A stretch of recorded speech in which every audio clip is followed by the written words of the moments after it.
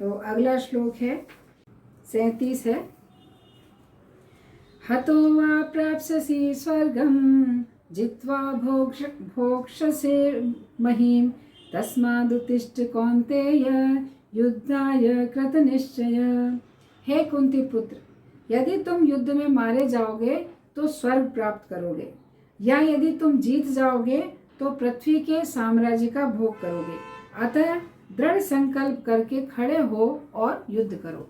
तो यहाँ पर भगवान अपना एक तरह से अंतिम निर्णय ही दे रहे हैं युद्ध करने के लिए अर्जुन को, कि तुम युद्ध के लिए खड़े हो। तो यहाँ भगवान क्या करें, पहले युद्ध ना करने के दोष भगवान बता रहे थे।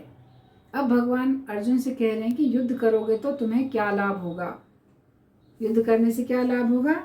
हतो वा प्राप्स्यसि स्वर्गम, अर्थात यदि तुम युद्ध में मारे जाओगे तो तुम्हें स्वर्ग की प्राप्ति होगी।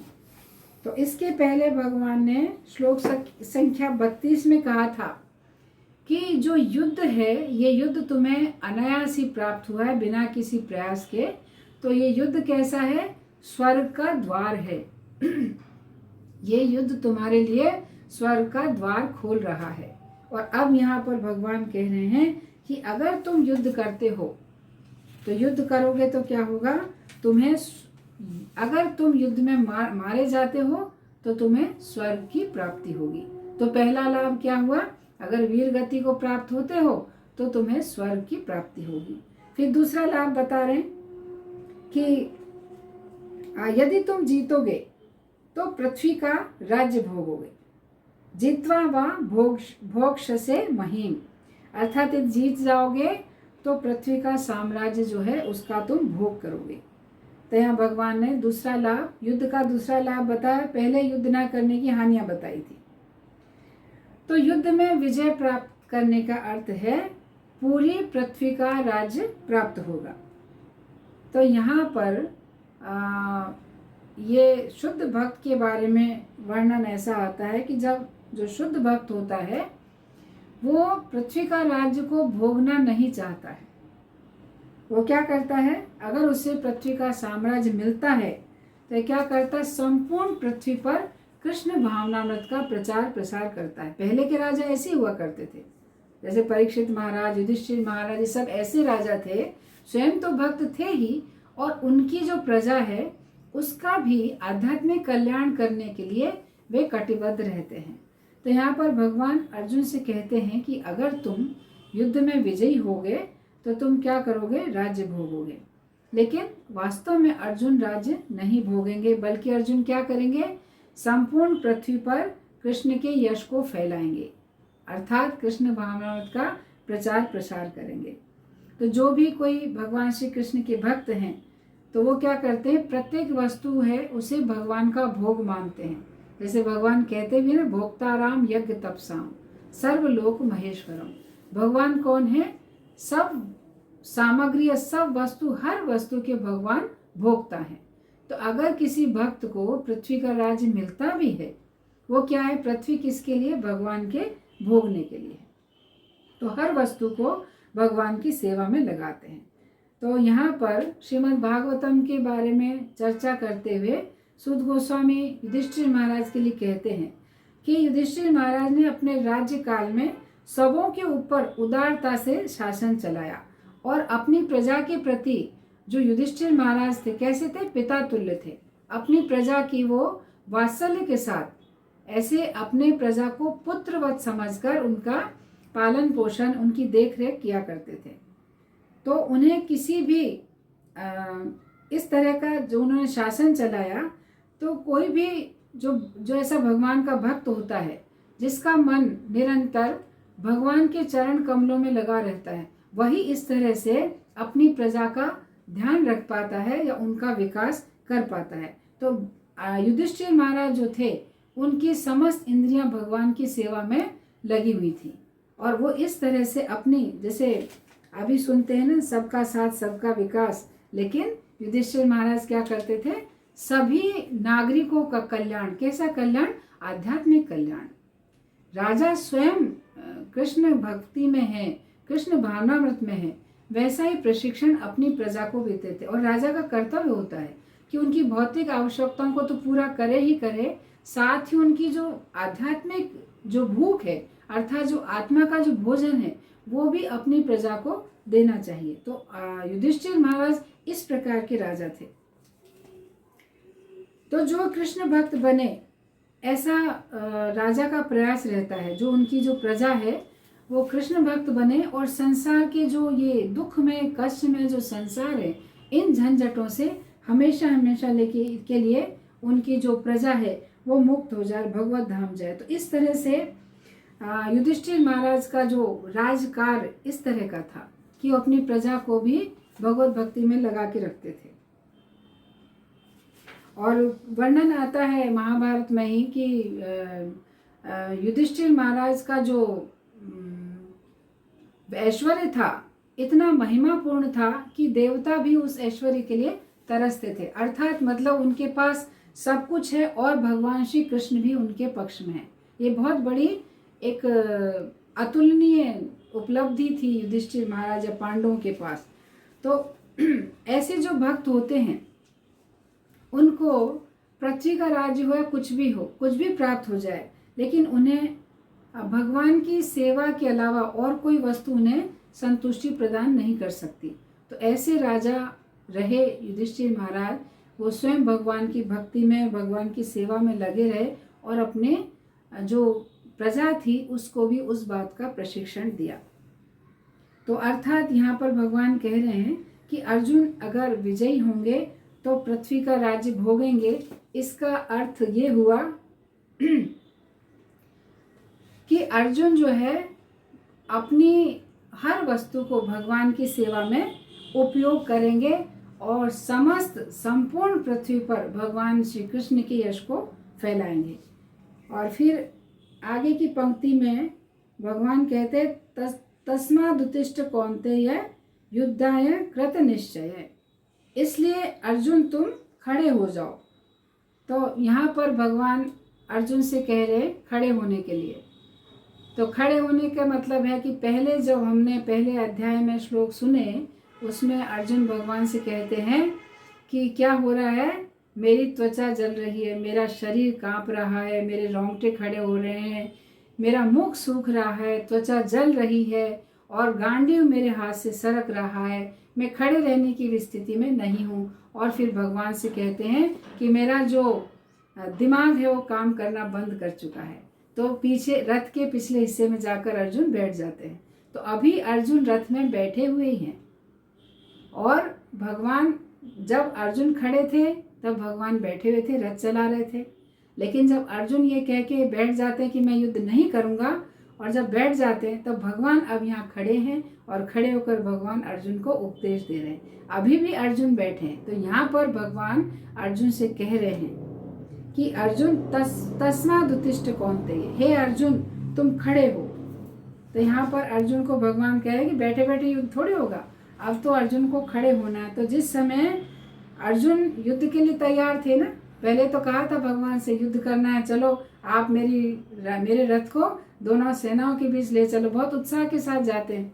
लेकिन जैसे अपने संबंधियों को देखते हैं तो वे बिल्कुल कह देते कि मैं युद्ध नहीं करूँगा। उनको देखते ही वो विचलित हो जाते हैं और युद्ध नहीं करने का निर्णय कर लेते हैं और बैठ जाते हैं रथ के पिछले भाग में।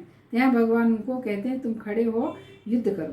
तो रथ में बैठ गए थे तो भगवान अब अर्जुन को खड़े होने का आदेश दे रहे हैं कि तुम खड़े हो जाओ। अब आगे भगवान कहते हैं, कौन्तेय शब्द का यहाँ पर प्रयोग हुआ है, तस्मादुत्तिष्ठ कौन्तेय, हे कुंती पुत्र। तो एक बहुत सुंदर श्लोक है श्रीमद् भागवतम में, कृपया आप नोट करिएगा। श्लोक स्कंद पहला और अध्याय 8 और श्लोक संख्या 42। सब सुन रहे हैं ना? श्रीमद् भागवतम स्कंद पहला अध्याय 8 और श्लोक संख्या 42। तो यहाँ पर कुंती महारानी भगवान श्री कृष्ण से प्रार्थना करती हैं। तो एक पूरा ही जो अध्याय है उसमें दिया गया है कुंती महारानी की प्रार्थना।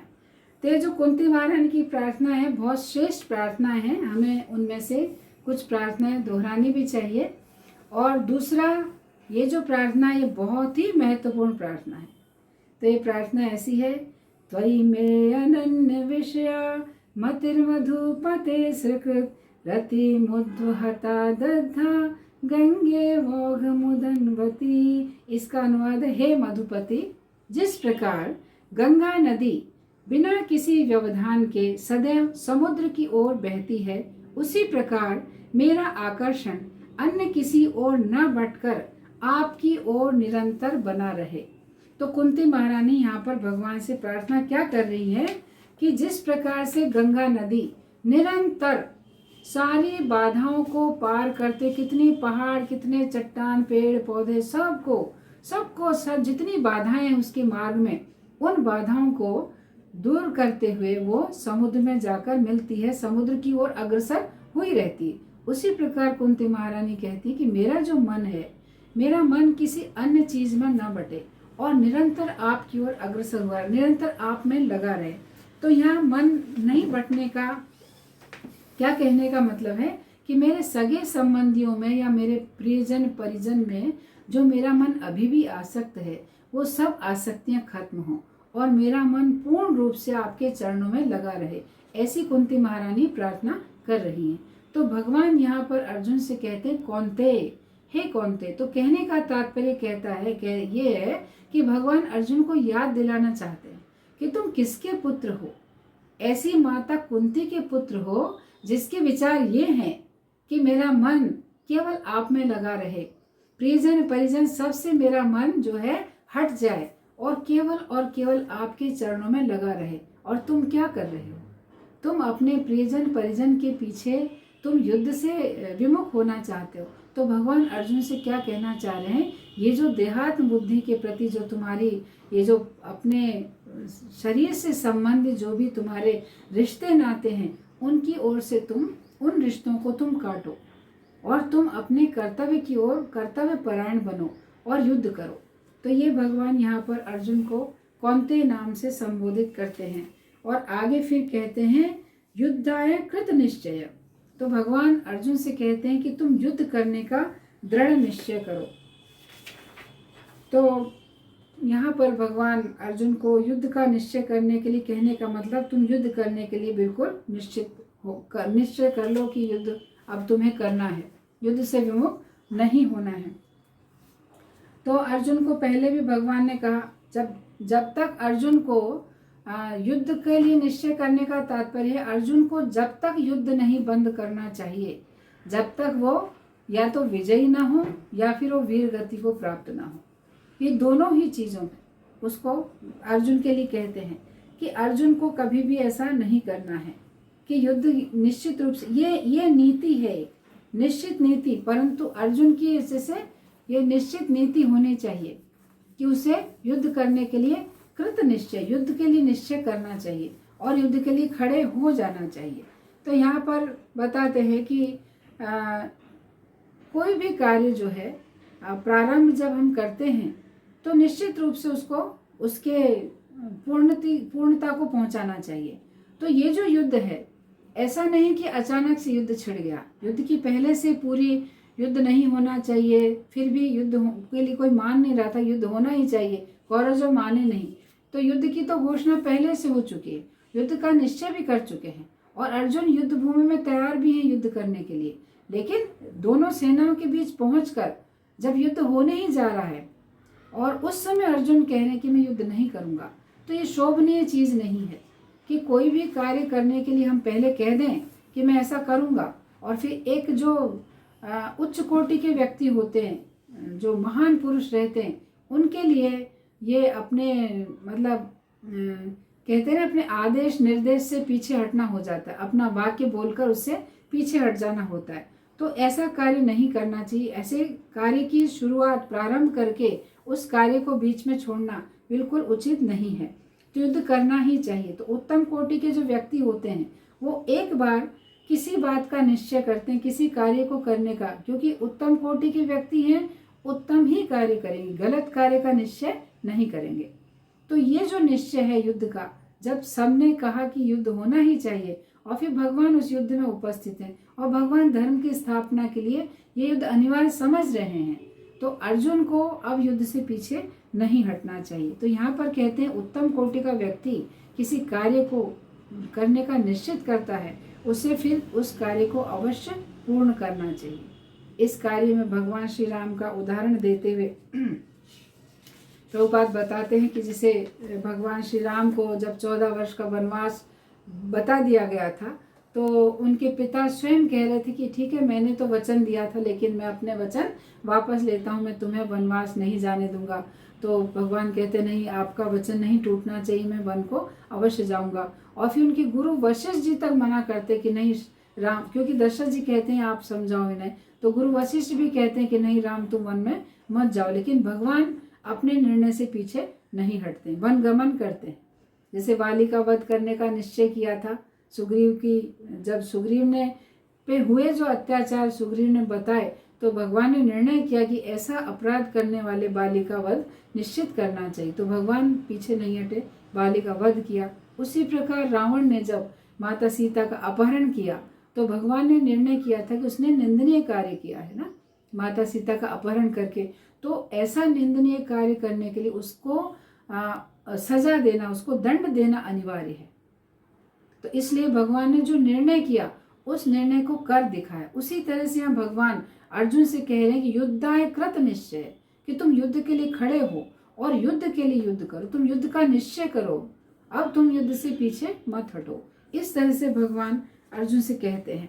और यहाँ पर प्रभुपाद का फिर इसमें एक ये भी महत्वपूर्ण बात है कि ये जो युद्ध हुआ उसके पहले जब कौरवों के साथ जो अत्याचार हुए, जैसे द्रौपदी का अपमान हुआ, ये सब हुआ, उस समय इन सब ने प्रतिज्ञा की थी ना कि भाई भीम ने प्रतिज्ञा की थी कि जिन हाथों से दुशासन ने द्रौपदी के केश खींचे हैं उस भुजा को मैं उखाड़ के फेंक दूंगा, और जिस जंघा पर उसने दुर्योधन ने इशारा किया था बैठने का, तो उस जंघा को मैं तोड़ूंगा। तो ये प्रतिज्ञा पहले कर चुके हो युद्ध के पहले, और अब युद्ध से भाग रहे हो, तो गलत है। यहाँ भगवान अर्जुन से कहना चाह रहे हैं कि तुम ये सारी तुमने प्रतिज्ञाएं की है और अब विचार कर रहे हो कि तुम युद्ध नहीं करोगे, ये बिल्कुल भी उचित नहीं है। तो प्रभुपाद यहाँ पर एक लंदन में ही इस श्लोक पर प्रवचन देते हैं। प्रभुपाद कहते हैं कि प्रभुपाद ने कहा था कि यहाँ तक कि यदि तुम मारे जाओगे तो यह मत सोचो कि तुम्हारा कोई नुकसान हुआ, तुम सीधे स्वर्ग जाओगे, क्योंकि तुम धर्म के लिए युद्ध कर रहे हो। इससे तुम पुण्यात्मा बन जाओगे। स्वर्ग की प्राप्ति पुण्यात्मा को ही होती है, तो दोनों तरफ से तुम्हें लाभ है। यदि तुम विजयी होते हो तो राज्य भोगोगे, और अगर तुम वीर गति को प्राप्त होते हो तो तुम्हें स्वर्ग निश्चित रूप से मिलेगा। तो तुम्हारे लिए किसी भी प्रकार से हानि नहीं है। इसलिए तुम निश्चय करो कि तुम्हें युद्ध करना है, युद्ध होना ही चाहिए। इसलिए युद्ध कृत निश्चय, युद्ध के लिए तुम खड़े हो जाओ। तो ऐसे भगवान कहना चाह रहे हैं कि तुम कायर की तरह क्यों बैठे हो, क्योंकि अर्जुन अभी भी रथ के पिछले भाग में बैठे हुए। तो भगवान पुनः पुनः अर्जुन को युद्ध के लिए उत्साहवर्धन कर रहे हैं। सारी जो युद्ध ना करने के दोषों को भी बता रहे हैं, युद्ध करने से जो लाभ होंगे उनको भी भगवान अर्जुन को बता रहे हैं, और युद्ध करने के लिए अर्जुन को प्रोत्साहित कर रहे हैं। तो अभी हम यहाँ रुकते हैं। 5 मिनट मैंने ज़्यादा लिए, क्षमा करें, क्योंकि श्लोक सिर्फ अंत चल रहा था। तो आप सभी से क्षमा प्रार्थी हैं, और आप सभी का बहुत बहुत धन्यवाद कि आप इतने धैर्य के साथ सुन रहे हैं।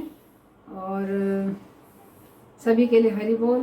ग्रंथराज श्रीमद् भगवद गीता की जय। श्री प्रभुपाद की जय। वाञ्छाकल्पतरुभ्यश्च कृपा सिन्धुभ्यैव च पतितानां पावनेभ्यो वैष्णवेभ्यो नमो नमः। हरि बोल। हरे कृष्णा।